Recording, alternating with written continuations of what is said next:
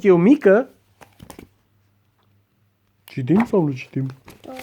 Hai, deschidem prima pagină. Sunt eu mică. Pentru Ryan, din partea lui mama și a lui tata. Ea este Tamia. Întocmai. Exact. Tamia este încă foarte mică. Mică. Foarte mică. Eu mică? Întreabă Tamia.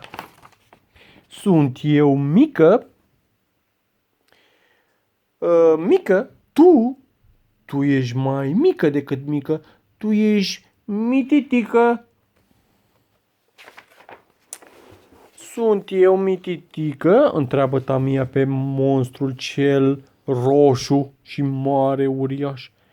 Mică tu ești minusculă, răspunde monstrul cel roșu.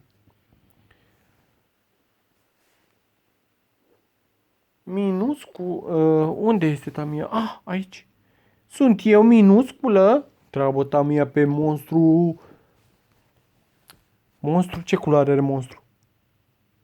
Ce culoare? Roza. Roz. Da? Asta de un augă. Are un ochi verde. Un singur ochi are, nu? Sau are doi ochi? Unde este celălalt ochi? Are un singur ochi. Minusculă, răspunse monstru. Tu ești măruntă. Sunt eu măruntă? Întreabă Tamia Luna. Măruntă tu ești microscopică.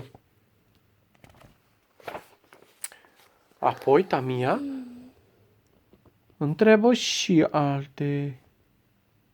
alți prieteni. Sunt eu microscopică? Întreabă Tamia pe broasca testoasă. Microscopică? Tu ești mare? Răspunde broasca. Cum face broasca?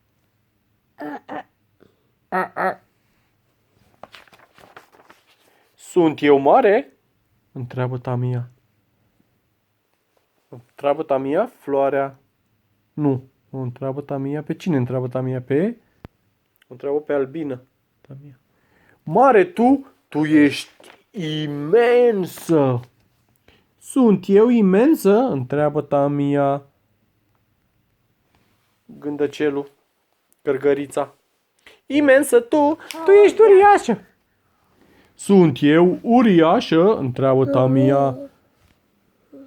Viermele din măr. Uriașă tu ești gigantică. Am cosa pe multă. Ia uite și spune Tamia, stai o clipă, m-am prins. Sunt toate. Microscopică, mititică, imensă, uriașă, gigantică. Și dacă eu sunt toate, sunt, de asemenea, tocmai potrivită. Te smură. Întocmai, exact. Smură. Asta a fost povestea Tamiei și a prietenilor ei. Și am încălecat poșa și v-am spus povestea așa.